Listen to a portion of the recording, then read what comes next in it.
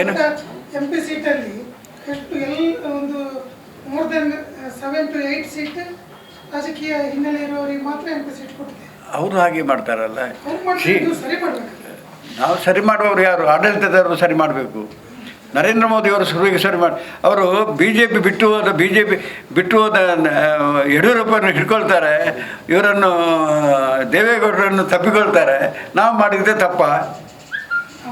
ನಾನು ಕೇಳೋದು, ದೇವೇಗೌಡರು ಮೊಮ್ಮಗನಿಗೆ ಸೀಟು, ಸೊಸೆಗೆ ಸೀಟು, ಮಗನಿಗೆ ಸೀಟು, 2 ಮಕ್ಕಳಿಗೆ ಸೀಟು, ಅಳಿಯನಿಗೆ ಸೀಟು, ಅದಕ್ಕಿಂತ ಹೇಸಿಗೆ ಬೇಕಾ?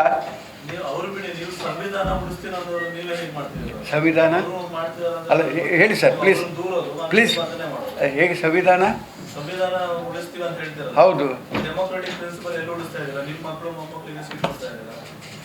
ಅವರು ಕೊಟ್ಟದ್ರಿಂದ ನಾವು ಇಲ್ಲಿ ಕೊಡಲೇಬೇಕಾಯಿತು.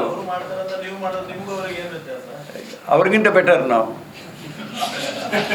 ಅಭಯ್ ಚಂದ್ರ MLA ಆಗಿರುವಾಗಲೇ ನಮಗೆ ಸೀಟು ಬೇಡ ಅಂತ ಹೇಳಿದವ. ಅದಲ್ಲ, ಬೇರೆ ಅಲ್ಲ ಹೇಳಿದ್ದು. ಆಸ್ಕರ್ ಫರ್ನಾಂಡಿಸ್ ಅವರು ಒಮ್ಮೆ ಸೋತರು, ಬರೀ ಸಣ್ಣ 200 ವೋಟ್ನಲ್ಲಿ ಸೋತರು. ನೆಕ್ಸ್ಟ್ ಈ ನೆವರ್ ಕಂಟೆಸ್ಟೆಡ್.